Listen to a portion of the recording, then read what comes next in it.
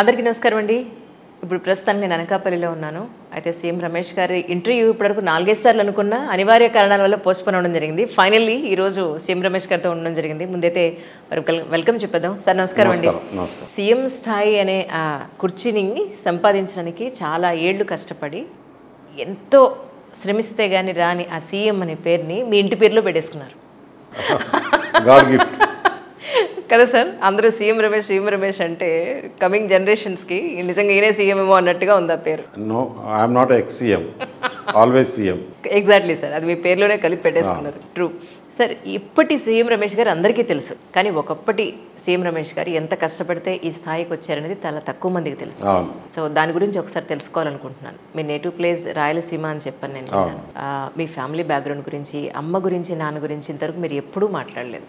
ఒకసారి నేను వినాలనుకుంటున్నాను. మా నాన్న ఇప్పుడు 86 ఇయర్స్, అమ్మ కూడా ఉన్నారు, ఇద్దరు ఉన్నారు. నాన్న కూడా ఇప్పుడు ఎలక్షన్స్లో ఆయన కూడా ఇక్కడ తిరుగుతున్నాడు. అంటే మా ఫ్యామిలీ ఎట్లా అంటే మా మదర్ సైడ్, ఫాదర్ సైడ్ నుంచి, అలాగే మా వైఫ్ సైడ్ నుంచి అందరు కూడా ఏ ఇష్యూ ఉన్నా కానీ, ఏ ఫంక్షన్ అన్నా కానీ, ఎనీథింగ్ అందరూ కలిసిగా ఒకే నిర్ణయం పైన ఉంటాం, ఒకే మాట పైన ఉంటాం. ఇప్పుడు ఎలక్షన్లో అన్నా కూడా అసలు ఎవరికి పిలిచి చెప్పి లేకపోతే మీరు రావాలని కాదు, అందరూ బ్యాగ్ సర్దుకొని ఇక్కడికి అనకాపల్లిలో ఇప్పుడు దాదాపు ఆల్మోస్ట్ 1 మంత్ అయింది. ఇక్కడే ఉన్నారు, ఇక్కడే ఇల్లు తీసుకొని ఇక్కడే ఉంటున్నారు, అందరు కూడా చేస్తున్నారు. ఫాదరు బేసికల్గా ముందు నుంచి కూడా వ్యవసాయ కుటుంబం. గ్రామంలో ఒక మిడిల్ క్లాస్ వాళ్ళు, మేమేం పెద్ద ధనవంతులుగా బిడ్డలేం కాదు. నేను కూడా మున్సిపల్ స్కూలు, మామూలుగా పబ్లిక్లో ఏదైతే పంచాయతీరాజ్ స్కూల్లో చదువుకొని దాని తర్వాత కాన్వెంట్కి పోవడము ఇట్లా జరిగింది. కానీ ఫాదరు మదర్ వచ్చేసి ఓన్లీ హౌస్ వైఫ్, ఇంట్లో పనులు తీసుకుంటుంది, మమ్మల్ని అందరినీ వాళ్ళని చేసింది. కానీ రాయలసీమ నుంచి ఎప్పుడు మైగ్రేట్ అయ్యారు సార్ ఇటు సైడ్? అంటే రాయలసీమ నుంచి నేను చిత్తూరులో ఉన్నాను, దాని తర్వాత అక్కడి నుంచి హైదరాబాద్ వచ్చాను. అనకాపల్లి ముందు వైజాగ్లో కంటెక్ట్ చేద్దాం అనుకున్నాను. ఈ కూటమి వల్ల అనకాపల్లి భారతీయ జనతా పార్టీకి షేరింగ్లో వచ్చినప్పుడు అనకాపల్లి నుంచి కంటెక్ట్ చేయాల్సి వచ్చింది. ఏం చదువుకున్నారు సీఎం రమేష్ గారు యాక్చువల్గా? అనకాపల్లిలో మీరేం చదువుకున్నారు? నేను డిగ్రీ డిస్కంటిన్యూడ్. కానీ మీకు అనిపిస్తుందా ఎప్పుడన్నా మీ జీవితంలో చదువుకి మనం ఉన్న పొజిషన్కి ఏమీ సంబంధం ఉండదు? నిజంగా అయితే సంబంధమే లేదు.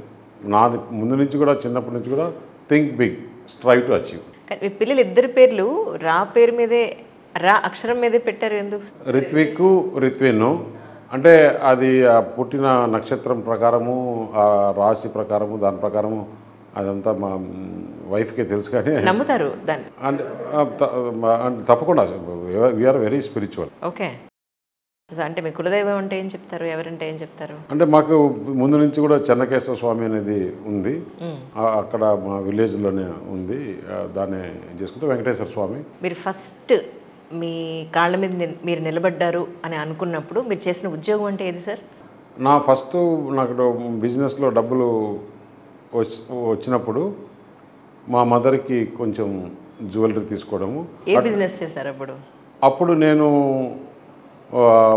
ఫస్ట్ వచ్చేసి ఈ ఎక్సైజ్లో కొన్ని వైన్ షాప్స్ ఇవన్నీ తీసుకోవడము, గవర్నమెంట్ లైసెన్స్ ప్రకారము అవి చేయడము. దాంట్లో వచ్చినప్పుడు నాకు ఫస్ట్ డబ్బులు వచ్చినప్పుడు మా మదర్కు వాళ్ళకి, అట్లే మా కంబైన్డ్ ఫ్యామిలీ, మా అవ్వకి అంటే మా నాన్న వాళ్ళ అమ్మకి, వాళ్ళందరికీ కూడా జ్యువెలరీ తీసుకోవడం జరిగింది. రైట్. కానీ ఈరోజు మీకు ఒకానొకప్పుడు ఒక మిడిల్ క్లాస్ ఫ్యామిలీ నుంచి ఒక గవర్నమెంట్ స్కూల్లో చదువుకున్న సీఎం రమేష్ గారు ఈరోజు మీకంటూ ఒక చార్టర్ ఫ్లైట్ ఉందని చెప్పని విన్నాను.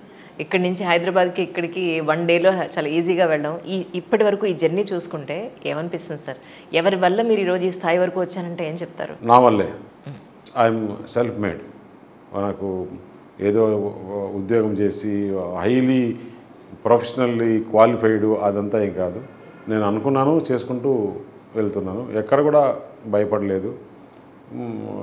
చాలాసార్లు నష్టపోయినాను, మళ్ళీ కొనసాగించారు, అంతేగాని తెలియదు. చార్టర్డ్ ఫ్లైట్ అనేది కూడా అదొక ఫ్యాషన్, మనం రెంటల్కు తిప్పుకోవచ్చు అని చెప్పేసి మా అబ్బాయి అది ఒక ఇంట్రెస్ట్గా చేసినప్పుడు తీసుకోవడం జరిగింది. కానీ ఇంతకుముందు కూడా మీరు ఎంపీగా ఉండడం జరిగింది. ఇన్నేళ్లుగా అంటే మీరున్న జిల్లాలకి ఎక్కడైతే పుట్టారో, ఎక్కడైతే పెరిగారో, ఎక్కడైతే మీరు ఉన్నారో, వీటి కోసం మీరు ఏం చేశారు అంటే ఏం చెప్తారు? నేను కడప జిల్లాలో ఫస్ట్ గవర్నమెంట్కి సంబంధం లేకుండా నా ఎంపీ సంబంధం లేకుండా మా విలేజ్లో ఎప్పుడైతే రాజశేఖర రెడ్డి ముఖ్యమంత్రిగా ఉన్నప్పుడు ఆ జిల్లాలో అప్పటికే నేను ఎలక్షన్స్లో రాజశేఖర్తో నేను టగ్ ఆఫ్ వార్ ఉండేది. ఆయన మా విలేజ్కి ఏమీ చేయకుండా మా విలేజ్ని, ఎందుకంటే ఇక్కడ 90% ఓటు బ్యాంక్ మనకు రాలేదు, ఎందుకు ఆ విలేజ్కి డెవలప్ చేయాలన్నప్పుడు ఏమి చేయట్లా, హౌసింగ్ అందరికీ చేస్తున్నారు ఇకుంటే నేను నిర్ణయం తీసుకొని మేమే ఓన్గా మా కుటుంబం అంతా మాట్లాడుకొని అన్నదమ్ములు అందరూ మాట్లాడుకొని మాకుండే పొలంలో ఒక గేటెడ్ కమ్యూనిటీ కట్టించి అందరికీ ఇల్లులు ఇవ్వడం జరిగింది. క్లోజ్డ్ డ్రైనేజ్, మామూలు ఓపెన్ డ్రైనేజ్ కాదు, క్లోజ్డ్ డ్రైనేజ్ నుంచి ఇంటింటికి ట్యాపు, ఇంటింటికి డిష్, టీవీ డిష్ కనెక్షన్తో సహా అందరికీ ప్రొవైడ్ జరిగింది. దాదాపు అటువంటి ఇల్లులు 600 ఇల్లులు కట్టడం జరిగింది అక్కడ. దాని తర్వాతనే మేము ఇల్లులు కట్టుకున్నాం. ఓకే, మీరు ఎంతమంది సిబ్లింగ్స్ అండి మొత్తం? మేము ఫోర్ బ్రదర్స్ 2 సిస్టర్స్. సో వాళ్ళంతా కూడా ఇప్పుడు ఇండియాలోనే ఉన్నారు, హైదరాబాద్ అంతా కూడా మా కంబైన్డ్గానే ఉన్నారు. మీరు ఏంటి నా దగ్గరే ఇంత సింపుల్గా మాట్లాడతారా? మిగతా షోస్ అన్నింటిలోనూ చాలా చక్కగా వివరంగా మాట్లాడుతున్నారు, నా దగ్గర మాత్రం బాగా అట్లేం లేదు. మీరు ఫ్యామిలీ గురించి పొలిటికల్ కాదు కదా, ఇప్పుడు ఓన్లీ బ్యాక్గ్రౌండ్ తీసుకుంటున్నారు.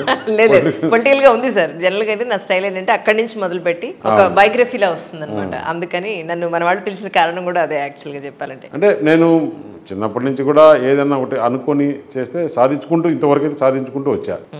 అంతే అనుకని నాకు ఏదో మరీ ఎక్కువ హై కోరికలు అట్లా అని కాకుండా ఇది చేస్తే ఇది ఇలా ఉంటుంది. ఒక పక్క పబ్లిక్ చేసుకోవాలి, ఇంకో పక్క కుటుంబాన్ని చూసుకోవాలి, అందరినీ బ్యాలెన్స్ చేసుకోవాలనే ఉద్దేశంతో జర్నీ అలా సాగుతూ ఉంది. కానీ మీరు అందరినీ కలుపుకుని పోవాలి అని కూటమిలో చాలా ప్రయత్నాలు చేస్తున్నారు, కానీ మీరు పెద్దగా ఏమీ అది సక్సెస్ఫుల్గా నడవట్లేదు అని చెప్పని అంటున్నారు. ఇది ఎంతవరకు నిజం అంటారు? ఎందుకు కూటమి బ్రహ్మాండంగా నడుస్తుంది, ఎక్కడ ఎలాంటి ఇబ్బందులు ఏం లేదు. కూటమి స్టార్టింగ్ అయినప్పటి నుంచి కూడా కూటమి కలిసినప్పుడు 3 పార్టీలు కలిసినప్పుడు 175 అసెంబ్లీస్, 175 అసెంబ్లీస్లో ఒక 30-35 సీట్లు బయట వాళ్ళకి పోయినప్పుడు న్యాచురల్గా అక్కడ కష్టపడి పనిచేసిన వాళ్ళు, లేకపోతే ఈ పార్టీలోని ఆ పార్టీలో ఈ పార్టీ అన్నప్పుడు న్యాచురల్గా ఉంటాయి. ఇవి మిగతా దగ్గర అయితే ఎక్కువ ఉండేది, ఇప్పుడు అర్థం చేసుకున్నారు కాబట్టి ఎక్కడ కూడా ఈ రోజుకి ఫైనల్గా ఎక్కడ ఇష్యూస్ లేవని నేను అనుకుంటున్నాను. ఏదైనా ఉంటే నామినల్ ఏదైనా చిన్న ఉంటుందేమో, కానీ అవి కూడా వాళ్ళు ఇంకా కూడా ఎట్లా చేసుకోవాలా, ఏం చేసుకోవాలనేది ఆ లోకల్ క్యాండిడేట్ని బట్టి ఉంటుంది. ఇప్పుడు సపోజ్ అనకాపల్లి ఉంది, అనకాపల్లిలో మాకు 3 జనసేనకు పోయినా కూడా ఒక పార్లమెంటు బీజేపీ అంటే 4 బయట పార్టీలకు పోయినట్లే కదా. ఆ మిగతా అవన్నీ కూడా అందరితో కూడా కోఆర్డినేట్ చేసుకుంటే మాకు చిన్న ఇష్యూ కూడా ఎక్కడా లేదు. కానీ అనకాపల్లి గురించి పూర్తిగా తెలుసుకోకుండానే అడుగు పెట్టారా అనకాపల్లిలో అనేది చాలామంది అంటున్నమాట. అనకాపల్లి నేను లాస్ట్ 2 months నుంచి కూడా అనకాపల్లి పూర్తిగా స్టడీ చేసి everything A to Z I know. ఇక్కడ ఏంటి పబ్లిక్, ఏంటి పబ్లిక్లో ఉండే ఇష్యూస్ ఏంటి, యువత ఎంత పర్సెంటేజ్ ఉంది, ఏ ఏజ్ వాళ్ళు ఎంత పర్సెంటేజ్ ఉన్నారు, ఏ క్యాస్ట్ వాళ్ళు ఎంత పర్సెంటేజ్ ఉన్నారు, ఏ వర్గం ఎంత పర్సెంటేజ్ ఉంది, తెలుగుదేశం ఎంత ఉంది, భారతీయ జనతా పార్టీ ఎంత ఉంది, జనసేన ఎంత ఉంది, ప్రీవియస్ హిస్టారికల్ ఎలక్షన్స్ ఎలా జరిగినాయి, ఈ ప్రాంతంలో సమస్యలు ఏంటి అన్నీ తెలుసుకొని వచ్చాను. ప్రత్యక్షంగా ఇప్పుడు ప్రజల్లోకి పెడుతున్నారు, ప్రజలతో మాట్లాడుతున్నారు. ప్రజలు ఏం అడుగుతున్నారు సార్ మిమ్మల్ని, ఏం కావాలి? ప్రజలు ఇక్కడ మంచినీరు కావాలి, మంచినీరు లేదు, మంచి రోడ్లు కావాలి, రోడ్లు అస్సలు లేవు. అన్నిటికన్నా బర్నింగ్ ఇష్యూ చెరుకు రైతు. చెరుకు ఈ ప్రాంతం బాగా పండిస్తారు. షుగర్ ఫ్యాక్టరీస్ అన్నీ క్లోజ్ అయిపోయినాయి. షుగర్ ఫ్యాక్టరీస్ ఎందుకు క్లోజ్ అయిపోయినాయి అంటే ఈ ప్రభుత్వం చేతకాంతనం. అది కాకుండా కనీసం ఆల్టర్నేటివ్ అన్న వారికి ఇప్పుడు మెథనాల్ ఉంది. మెథనాల్కు గవర్నమెంట్ ఆఫ్ ఇండియా బ్రహ్మాండమైన స్కీమ్స్ ఉన్నాయి. 95% లోన్ ఇచ్చేదానికి గవర్నమెంట్ ఆఫ్ ఇండియా ఒప్పుకుంది. Only 5% you have to make investment. చాలామంది ఉన్నారు. ఒక 30 ఎకరాలు ల్యాండ్ ఉంటే చాలు, దానికి ఎక్కువ కూడా అవసరం లేదు. ఒక 25-30 ఎకరాలు వాటర్ ఉండాలి. అవి ప్రొవైడ్ చేస్తే గవర్నమెంట్ అంటే దాని కాస్ట్ కూడా లేదు, గవర్నమెంట్కి వచ్చిన నష్టం కూడా లేదు. ఇండస్ట్రీస్ వాళ్ళే పే చేసుకుంటారు. Only they have to facilitate. అది కూడా చేయకుండా ఇక్కడ యువతను ఖాళీగా పెట్టారు. ఇక్కడ యువత 18 to 23 years వాళ్ళు కొత్తగా ఎన్రోల్ చేసుకున్న వాళ్ళు భారతదేశం అంతా కూడా 2% ఉంటే 2% బిలో ఉంది, ఇక్కడ 10% అబోవ్ ఉంది. ఆ యువతకు ఇప్పుడు ఉద్యోగాలు ఏంటి? అలాగే 18 years నుంచి 40 years వరకు చూసుకుంటే 50% ఓటర్స్ వారికి ఉద్యోగాలు లేవు, అంత ఖాళీగా ఉన్నారు. ఈ ప్రభుత్వం ఏం చేసింది? ఈ ఖాళీగా ఉండే వాళ్ళకి డ్రగ్స్, గంజాయి అలవాటు చేసింది. రైట్. వారి ప్రభుత్వం విధానం వల్ల ఈరోజు ఇవన్నీ ఈ ప్రాంతంలో డెవలప్ చేసి నాకు అవకాశం ఇవ్వని చెప్పి అడిగాను. కానీ మీరు చూస్తే ఇంత సీరియస్గా ఉన్నారు యాజ్ ఎ పర్సన్. మీరు చాలా బాగా ఎంత పెద్ద సిచ్యువేషన్ అయినా సరే, ఎంత పెద్దవాళ్ళనైనా సరే చాలా చక్కగా కన్విన్స్ చేసి అక్కడ పని అయ్యే విధానాన్ని, అంత చక్కటి ఎన్విరాన్మెంట్ని మీరు క్రియేట్ చేస్తారని చెప్పి దేవుడు ఇచ్చిన వరం నాకు. నిన్న కూడా చాలామంది అడుగుతున్నారు, చిరంజీవి ఏంటి మీకు ఇవ్వడం ఏంటి, కూటమికి ఏంటి చేసింది. అదే నాకు ఉండే సంబంధం దాదాపు గత 15-20 సంవత్సరాలుగా ఆయన నేను ఎక్కువ కలుస్తూ ఉంటాం. ఇద్దరం ఒకేసారి రాజ్యసభకు ఎన్నికయ్యాం. ఢిల్లీలో ఉండి కలిసేవాళ్ళం. ఆయన రాజ్యసభ లేకుండా మంత్రి లేకున్నప్పుడు ఎప్పుడు ఢిల్లీకి వచ్చినా కూడా మా ఇంట్లోనే ఉంటాడు. కాబట్టి ఒకరికి బాగా తెలిసిన వాళ్ళం. కాబట్టి నేను వెళ్ళి ఆశీర్వదించండి, ఇట్లా కంటెస్ట్ చేస్తున్నానని చెప్తే ఆయన ఆశీర్వాదంతో పాటు ఇదంతా కూడా చెప్పడం జరిగింది. అంటే ఆయన రాజకీయాలకు అతీతంగా అందరినీ కలుపుకుని వెళ్ళిపోయి ఎవరి దగ్గర కూడా అంత మిత్రత్వంతోనే ఉండాలన్న పాయింట్లో ఉన్నారు ఆయన. అది మీరు ఎలా కన్విన్స్ చేశారు? చాలా మంచిగా ఆయన చెప్తే దాని సజ్జల రామకృష్ణారెడ్డి ఈ ఎలక్షన్లప్పుడు పందికొక్కులు బయటకు వస్తాయి, ఊరు కుక్కలు బయటకు వస్తాయని రకరకాలుగా మాట్లాడడం. చాలా చిరంజీవి ఫ్యాన్స్ అయితే, జనసేన వాళ్ళు అయితే, టీడీపీ వాళ్ళు, ఈ కూటమి వాళ్ళు అందరూ కూడా ఎందుకు చిరంజీవిని ఇలా మాట్లాడతాడు అంటే ఆయనకు స్వాతంత్రం లేదా, ఆయనకు ఏదైనా ఒకటి చెప్పే భావన లేదా, ఎందుకు అంత పొగురు ఎందుకు సజ్జల రామకృష్ణారెడ్డికి? కేవలం జగన్మోహన్ రెడ్డిని చూసుకునే కదా, జగన్మోహన్ రెడ్డి డైరెక్షన్ ఇవ్వకుంటే ఈ విధంగా మాట్లాడతాడా అనేది ఇప్పుడు చర్చ జరుగుతోంది. ఇప్పుడు ప్రతి ఒక్కరు కూడా ఇది చాలా పెద్ద ఇష్యూ అవుతుంది అనుకుంటున్నాను. ఎందుకంటే చిరంజీవిని ఆ మాదిరి మాట్లాడడం తప్పు. పవన్ కళ్యాణ్ కూడా చాలా సీరియస్గా ఈ విషయంలో చెప్పాడు. ఒక్క మాట చిరంజీవి అంటే కూడా తోలు తీస్తానని చెప్పాడు. ఇప్పుడు పబ్లిక్ కూడా ఆ మాదిరి ఛార్జ్ అయిపోయారు. కానీ మీ ఉద్దేశ ప్రకారం జగన్ గారి పరిపాలనలో ఏపీ పరిస్థితి ఎలా ఉంది ఇప్పుడు అని అంటే ఏం చెప్తారు? కాకుండా ఎనీథింగ్ 7 అసెంబ్లీ నియోజకవర్గాల్లో నాతో పాటు రండి. రోడ్లు ఎట్లున్నాయంటే 30 కిలోమీటర్స్ ట్రావెల్ చేయాలంటే ఇట్ విల్ టేక్ 1.5 year. మీతో అదే ప్లాన్ చేశాను సార్. మీ కాన్స్టిట్యున్సీలో తిరిగి మీతో పాటు కవర్ చేద్దామని ఉద్దేశంతోనే అనుకుని 1.5 hour ట్రావెల్ చేయాల్సి వస్తుంది. 30 కిలోమీటర్స్లో మొత్తం డస్టు, గుంతలు, గోతులు. అసలు నిజంగా ఈ ప్రజలు దేవుళ్ళు. అంత రోడ్లలో 1 కోటి రూపాయలు ఖర్చు పెడితే చాలా బ్రిడ్జిలు తయారైతే ఉన్నాయి. అది లేకుండా మొత్తం దిగేసి ఆ డస్టు ఎందుకు వాళ్ళు చేసుకునే పాపం ఏంటి? అంతంత దోచుకుంటున్నారు మీ రెడ్లంతా.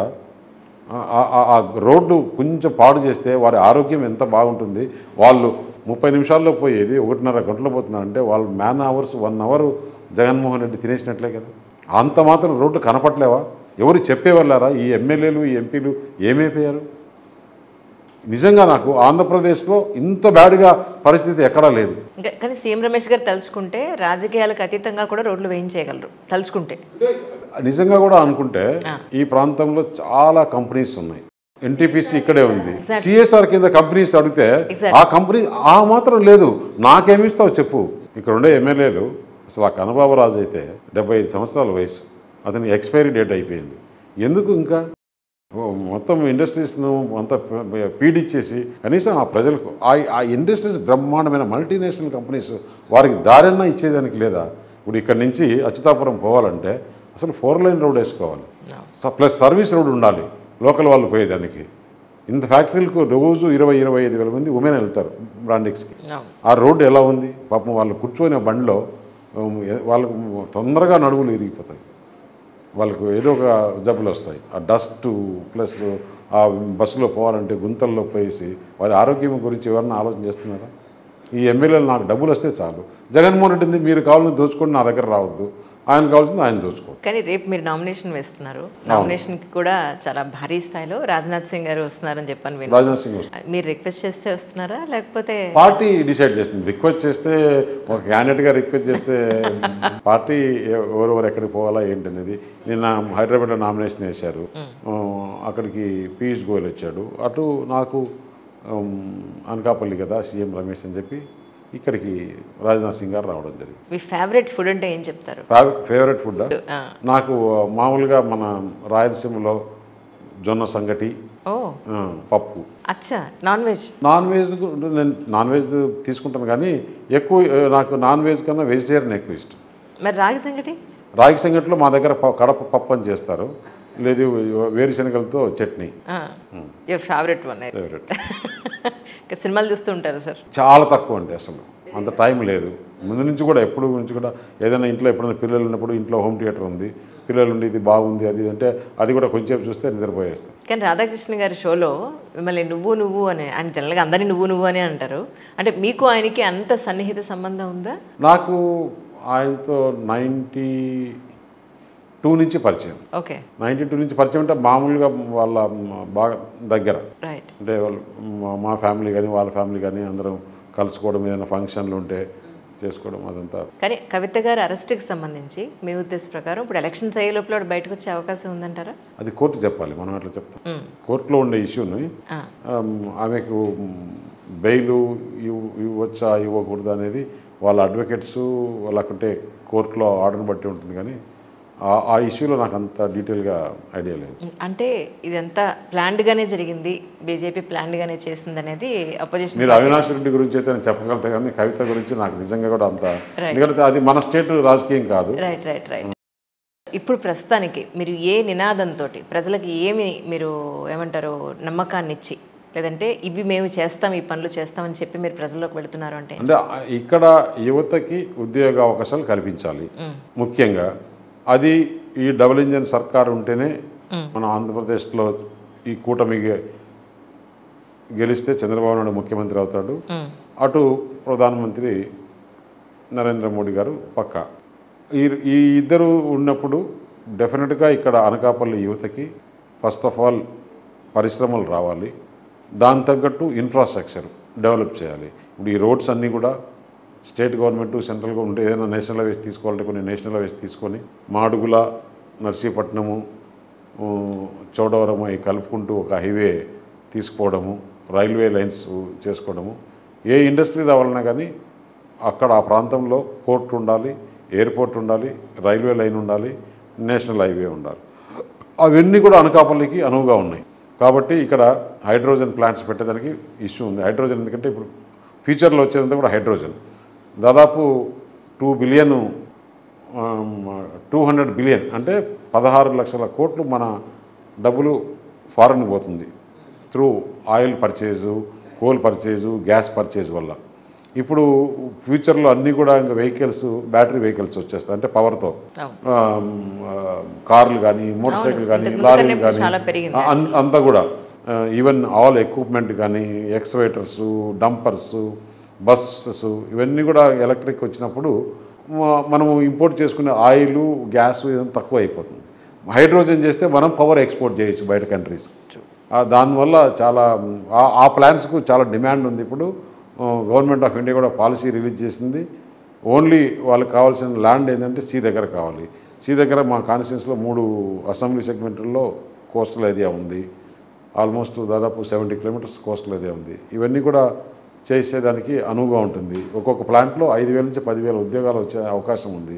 ఆ ప్లాంట్లు తీసుకుని వచ్చేసి ఇక్కడ చేసేదానికి పెద్ద పని చేయాల్సిన అవసరం కూడా లేదు. ఓన్లీ కోఆర్డినేషన్ అవి చేసి అట్లే ఇథనాల్ ప్లాంట్స్ ముఖ్యంగా ఈ 2 చేస్తే చాలా వరకు యువతకు ఉద్యోగాలు వచ్చేస్తాయి. అట్లాగే ఉమెన్కి ముఖ్యంగా ఇప్పుడు ఎందుకంటే ఎవరికైనా కానీ ఉద్యోగం చేసుకుంటే ఆ మనిషి పర్సనాలిటీనే పెరిగిపోతుంది. కొంచెం సిస్టమేటిక్గా అవుతాడు, కొద్దిగా ప్రొఫెషనల్గా తయారవుతాడు. ఆ పిల్లవాడికి ఏదైనా మంచి పెళ్లి సంబంధం రావాలి, ఒక కుటుంబం ఒక లైన్లో పడిపోతుంది. అదే ఉద్యోగం లేకుండా ఊరికే బయట అల్లరిగా చిల్లరిగా తిరిగితే ఈ గంజాయికి, డ్రగ్స్కి అలవాటు పడిపోతారు. ఎందుకంటే వాళ్ళ మనసు ఖాళీగా ఉన్నప్పుడు అట్రాక్షన్ దీనికి పోతుంది. అదే ఒక జాబ్ చేసినాడు అనుకోండి, వారు ఒక ఇల్లు కట్టుకోవాలి, కుటుంబం బాగా చూసుకోవాలి, మంచి పెళ్లి సంబంధాలు వస్తాయి, ఇవన్నీ జరుగుతాయి. వాళ్ళ జీవనం విధానమే మారిపోతుంది. మీ ఉద్దేశ ప్రకారం ఈసారి ఎన్నికల్లో ఎన్ని స్థానాలు మీరు గెలుచుకోగలుగుతారంటే ఏం చెప్తారు? అంటే మీరు చెప్పేది నా పార్లమెంట్లో ఉంటారా లేకపోతే ఓవరాల్గా స్టేట్లో ఉంటారా? అన్నీ చెప్పండి, 2 చెప్పండి. ఈ పార్లమెంట్లో 7కు 7 గ్యారంటీగా అసెంబ్లీ స్థానాలు గెలుస్తాం. పార్లమెంటు నేను అనుకోవడం స్టేట్లో అనకాపల్లి పార్లమెంటుకు హైయెస్ట్ మెజార్టీ వస్తుంది. సార్, జగన్ గారి మీద జరిగిన దాడిని ప్రజలు ఏ విధంగా అర్థం చేసుకున్నారు, రాజకీయ నాయకులు ఏ విధంగా అర్థం చేసుకున్నారు అంటే మీరు ఏం చెప్తారు? అందరూ ఒకటే విధంగా అర్థం చేసుకున్నారు. ప్రజలు వేరే విధంగా అర్థం చేసుకోలేదు, రాజకీయ నాయకులు వేరే అర్థం చేసుకున్నారు. యావత్ ఆంధ్రప్రదేశ్, భారతదేశం అంతా కూడా మీరు ఎట్లా నవ్వుకుంటున్నారో అట్లా నవ్వుకుంటున్నారు. కాదు సార్, మీరు అంత సింగిల్ లైన్లో చాలా క్లియర్గా చెప్తే నవ్వుతున్నాను అంతే. ఏం లేదండి, అప్పుడు వాళ్ళు మొత్తం అంతా చూశారు. షర్మిలమ్మ, సునీతమ్మ బాగా తిరుగుతున్నారు. వాళ్ళ జగన్ చేసిన అన్యాయాలంతా ప్రజలకు చెప్తున్నారు, సోషల్ మీడియాలో వైరల్ అవుతోంది. అలాగే ఎక్కడ పోయినా కూడా వాళ్ళు మొత్తం డబ్బులు ఇచ్చి జనాలు తోలుకున్నా కూడా జనం ఆగట్లా. ఆయనకు అర్థమైంది ఆంధ్రప్రదేశ్ రాష్ట్ర పరిస్థితి.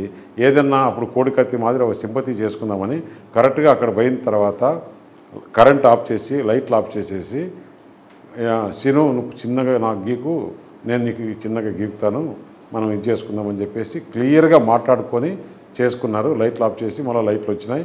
మళ్ళీ గీకిన తర్వాతనే అసలు ఆయన గీకినప్పుడు మనం అంతా చూసాం. సీను బాగా కన్ను అయ్యి ఓపెన్ చేసుకుని బయటికి పోయాడు. హాస్పిటల్ పోయినాక ఈ కన్నంతా మూసుకున్నాడంటే ఇంత డ్రామాలు మరి ప్రజల్ని ఎటు చెప్తున్నారు? ఒకటి కాదు, రెండు కాదు. అతను పేదవాడంట, పేదవాళ్ళకి పెత్తందారులకి పోటీ అంట. ఆయన పేదవాడంట. ఈరోజు ఆంధ్రప్రదేశ్లో కాదు భారతదేశంలోనే రిచెస్ట్ పాలిటీషియను, ప్రజల సొమ్ము ఎక్కువ దోచుకున్న దాంట్లో పోటీ పెడితే జగన్మోహన్ రెడ్డి దగ్గరలో కూడా ఎవరు ఉండరు. ఈరోజు ఆంధ్రప్రదేశ్లో క్యాష్ లేక చేస్తున్నారు. క్యాష్ లేదు ఎక్కడా. మొత్తం క్యాష్ అంతా జగన్మోహన్ రెడ్డి గల్లా పెట్టలేకపోయింది. అందుకని విపరీతంగా ఖర్చు పెడుతున్నాడు.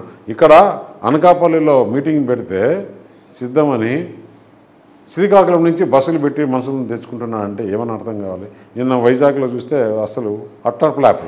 అందరినీ ఇష్టం వచ్చినట్టు అక్కడ ఉండే కంటెస్ట్ చేసే క్యాండిడేట్లని, వారి పార్టీ నాయకుల్ని మొత్తం నోటుకు వచ్చినట్టు మాట్లాడాడు. మీరు దేనికి పనికిరారు, ఇంత అవమానం చేస్తారా, అసలు మనుషులు ఎక్కడ, ఏం జరుగుతోందని.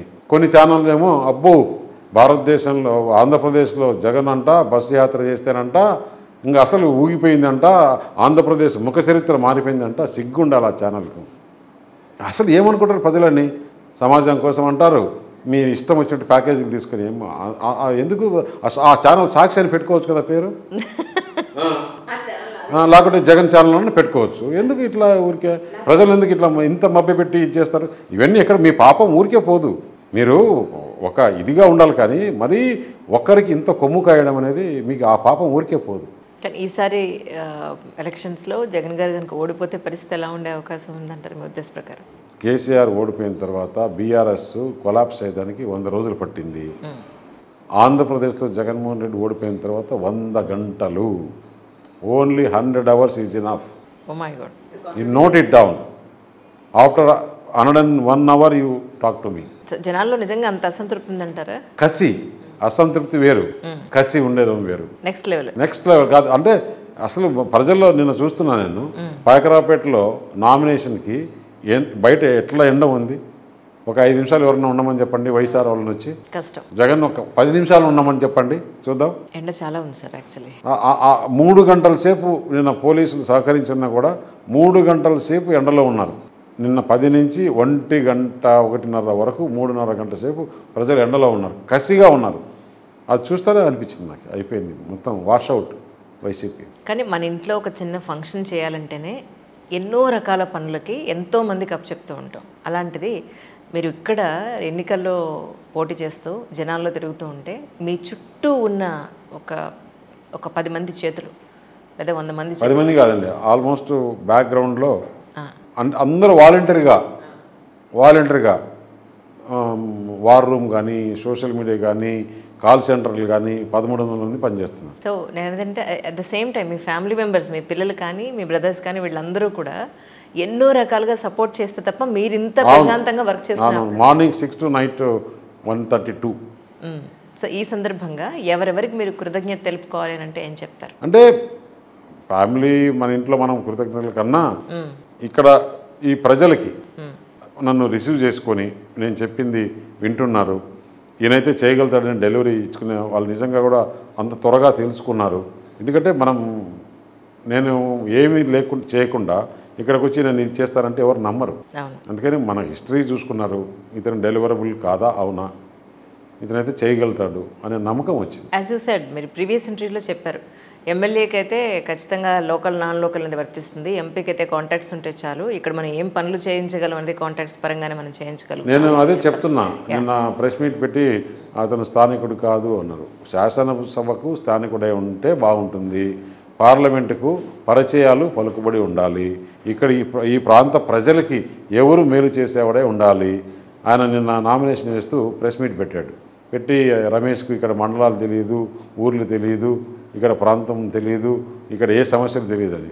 అందుకే చెప్తున్నా, మీడియా ద్వారా మీరు 7 మంది అసెంబ్లీ అభ్యర్థులు, పార్లమెంట్ అభ్యర్థి, ప్రెస్ క్లబ్లోనో లేకపోతే ఎక్కడైనా అందరి మీడియాని పిలుద్దాం, ఈ ప్రాంతం గురించి నాకు బాగా తెలుసా, మీకు బాగా తెలుసా, మీడియాను అడిగి తెలుసుకుందాం.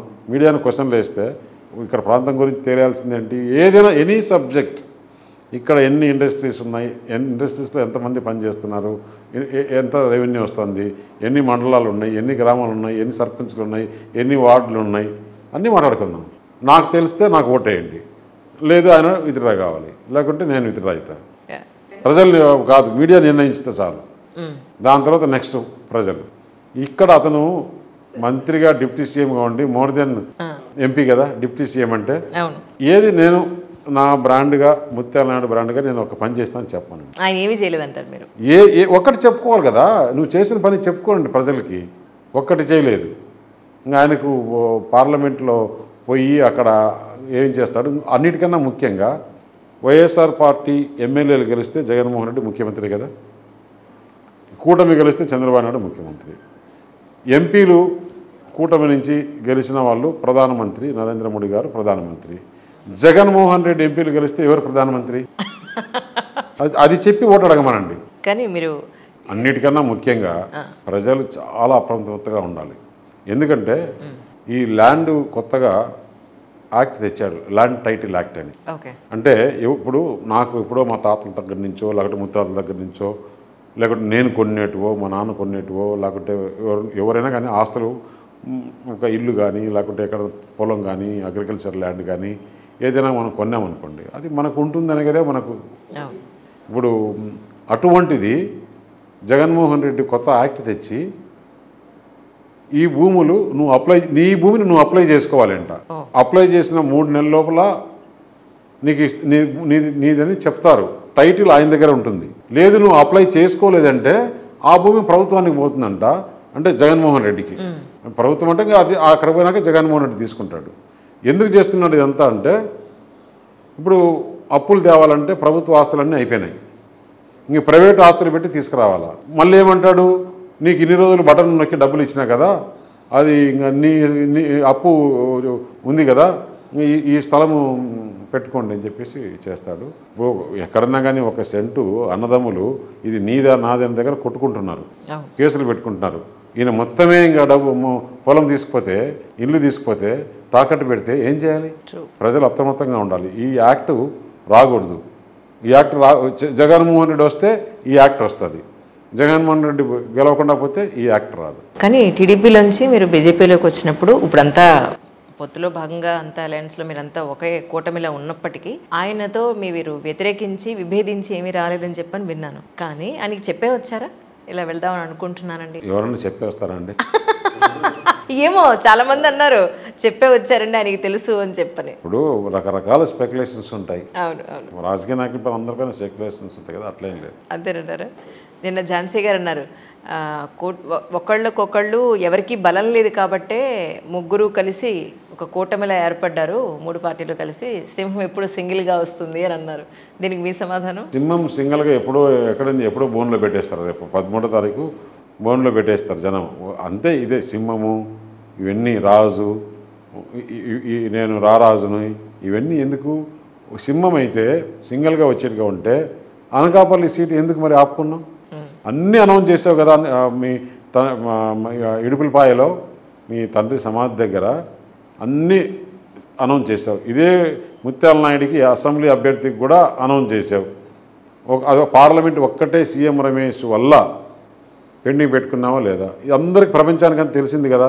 మరి ఇంక సింహం ఎక్కడ పోయింది? అప్పుడు సింహం సింగిల్గా వచ్చేదంటే ఎవరు ఆయనతో కలిసేదానికి ఇష్టం లేదు. రాక్షసులతో ఎవరన్నా కలుస్తారండి? కరెక్ట్. ఈ సందర్భంగా అనకాపల్లి ప్రజానీకానికి అందరికీ సీఎం రమేష్ గారు చెప్పాలి అనుకున్న విషయం ఏంటంటే ఏం చెప్తారు?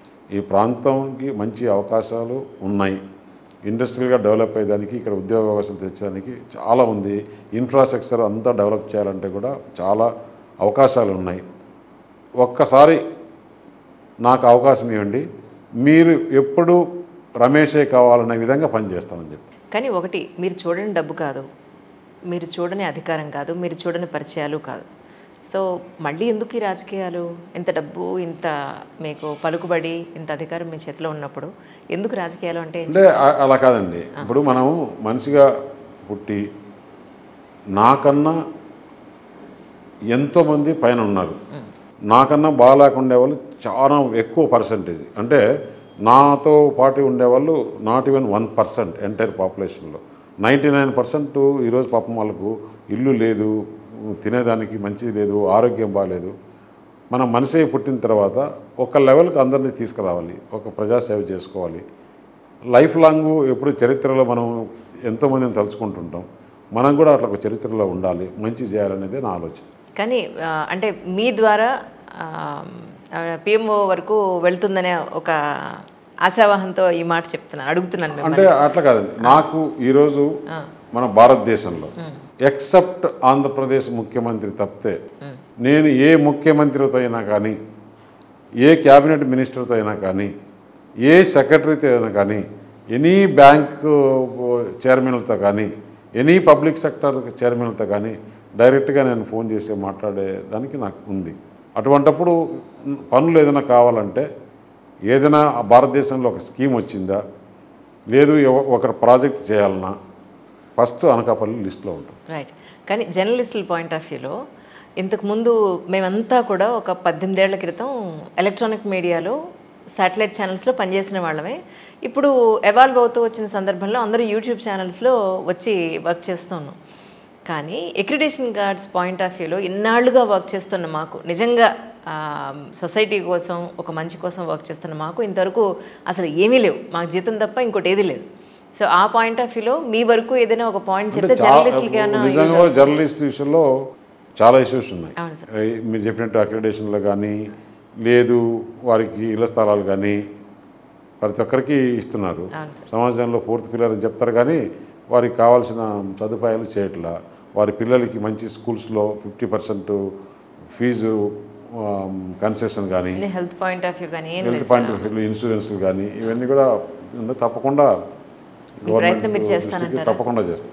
రియలీ సార్, అనకాపల్లి ప్రజలు మీరు చెప్పేవి ఖచ్చితంగా నెరవేరుస్తారని నేను కూడా నమ్ముతున్నాను. మళ్ళీ ఒకసారి మీ విజయం తర్వాత మళ్ళీ అనకాపల్లి వచ్చి మీరు ఏమి ఇక్కడ మార్పులు చేశారు, ఎలాంటి ప్రగతిని ప్రజలు ఇక్కడ సాధించారు, మీరు ఏం చేయగలిగారు అనేది మళ్ళీ ఇంకొక అవకాశం ఇస్తే మీరు వీలైతే మీ ఫోన్ ఓపెన్ చేసి ఇక్కడ అనకాపల్లి యూట్యూబ్ ఓపెన్ చేయండి. తప్పకుండా మా యాడ్ చూడండి. తప్పకుండా sir, I will do that sir. Thank you so much sir. Thank you so much once again.